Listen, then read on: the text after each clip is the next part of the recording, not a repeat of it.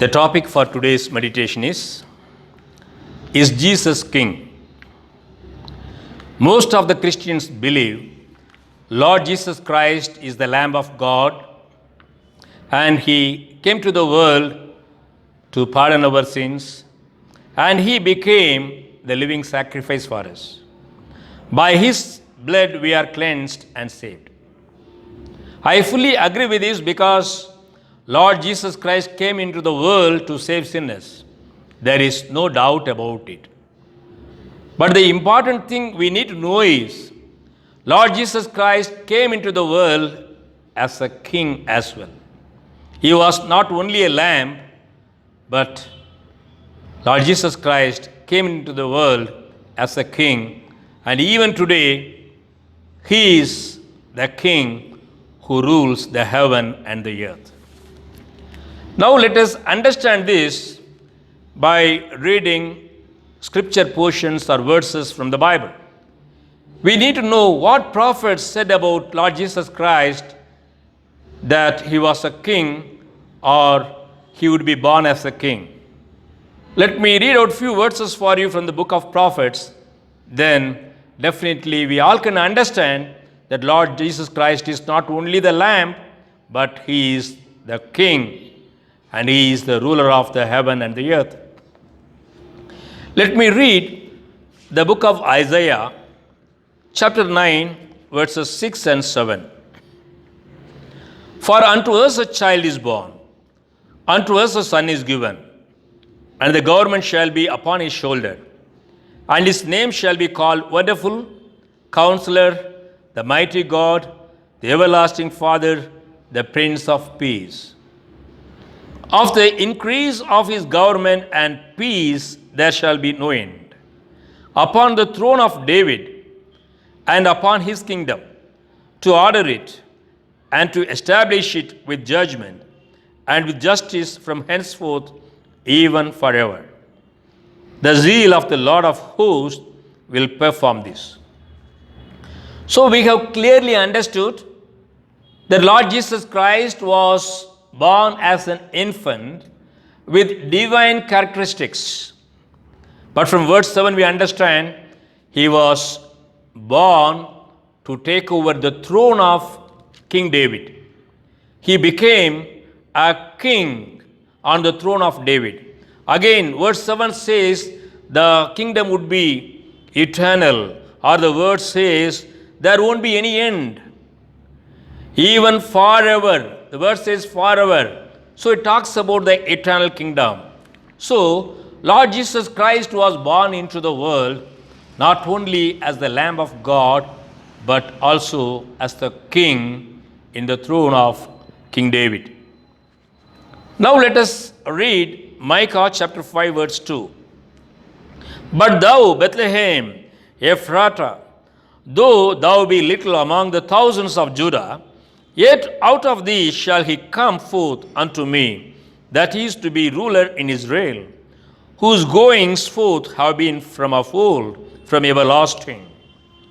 So this particular verse says, Lord Jesus Christ will be born in Bethlehem, and from there He will start ruling. Again, it talks about eternal kingdom. Now, we all know Lord Jesus Christ was taken on a procession in Jerusalem. People shouted, Hosanna. He was treated or welcomed like a king. So everyone astonished, because normally whenever anyone was coronated as a king, the Israelites had the custom of making the king mount on a donkey and taken on a procession. In a similar fashion, Lord Jesus Christ was honored. He was made to mount on a donkey and He was taken in procession. About that particular event, a prophet had prophesied. Let me read out that prophetical verse for you. Zechariah chapter 9, verse 9. Rejoice greatly, O daughter of Zion. Shout, O daughter of Jerusalem. Behold, thy king cometh unto thee. He is just and having salvation, lowly and riding upon an ass, and upon a colt the foal of an ass. So, this verse makes us understand, and it mentions the characteristics of our Lord Jesus Christ. Because let me read out the characteristics of our Lord Jesus Christ. He is just and having salvation, lowly. So, Lord Jesus Christ was very humble in nature. He was providing salvation. He was just in his actions. So, here also we understand Lord Jesus Christ is King for all of us. Again, in the New Testament, we read and understand from Luke chapter 1, verses beginning from 31, that Lord Jesus Christ was born into the world as a king in the place of King David. Let me read out a few verses for you, beginning from verse 31. And behold, thou shalt conceive in thy womb, and bring forth a son, and shalt call his name Jesus. He shall be great, and shall be called the Son of the Highest. And the Lord God shall give unto him the throne of his father David. And he shall reign forever the house of Jacob forever, and of his kingdom there shall be no end. Again, in the New Testament also, even before Lord Jesus Christ was born, or even before Lord Jesus Christ was conceived by Mary, angel revealed that she would give birth to the king who will sit on the throne of King David and who will be the eternal ruler. So, undoubtedly, Lord Jesus Christ is not only the Lamb of God, but he is King as well, especially an eternal King who will have an everlasting kingdom. Now, let us find out the declaration of our Lord and Savior Jesus Christ.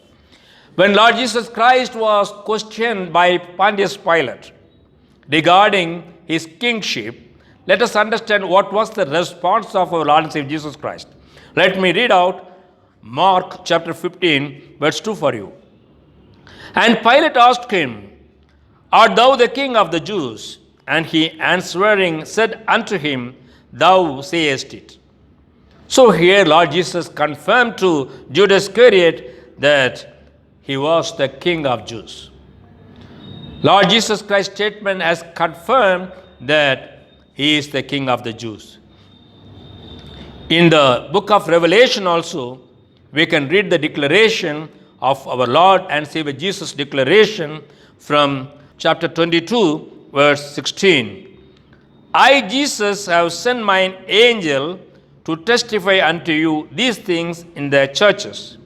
I am the root and the offspring of David, and the bright and morning star.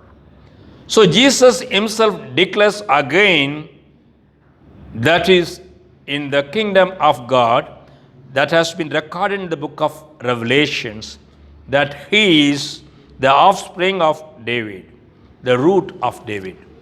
So undoubtedly, our Lord Jesus Christ is King. He is King forever.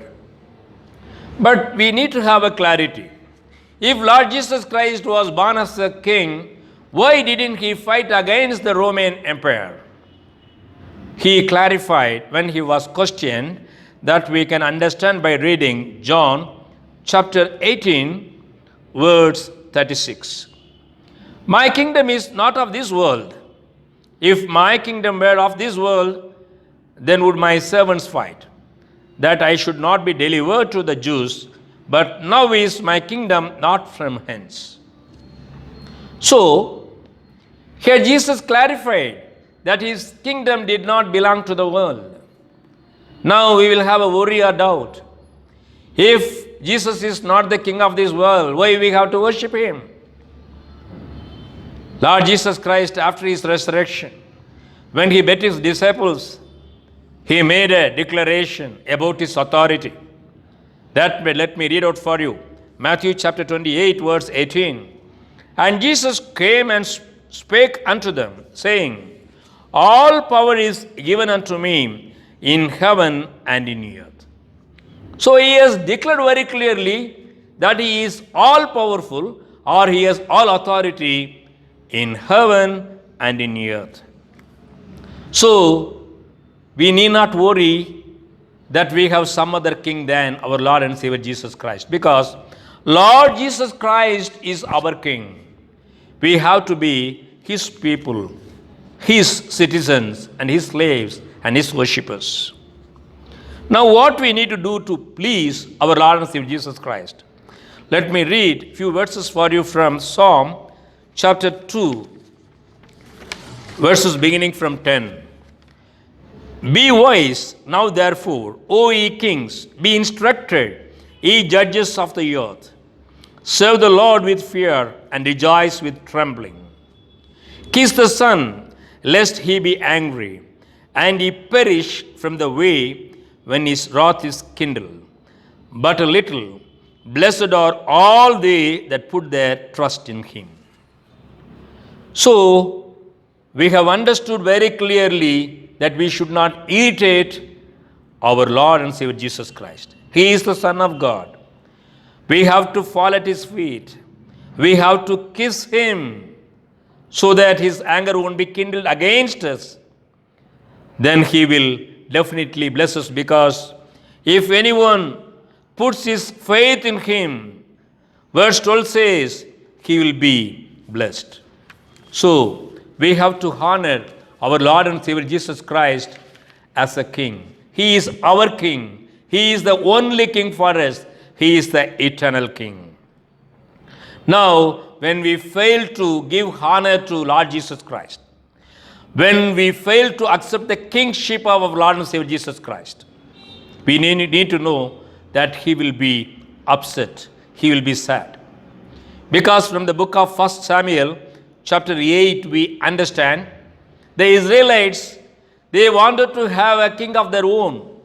During those days, God was ruling his people through his prophets, through judges. People were not happy. They wanted to have a king that displeased God. Let me read out few verses for you, then we can understand the mind of God. Let me read from verse 6. But when they said, give us a king to lead us, this displeased Samuel. So he prayed to the Lord, and the Lord told him, listen to all that the people are saying to you.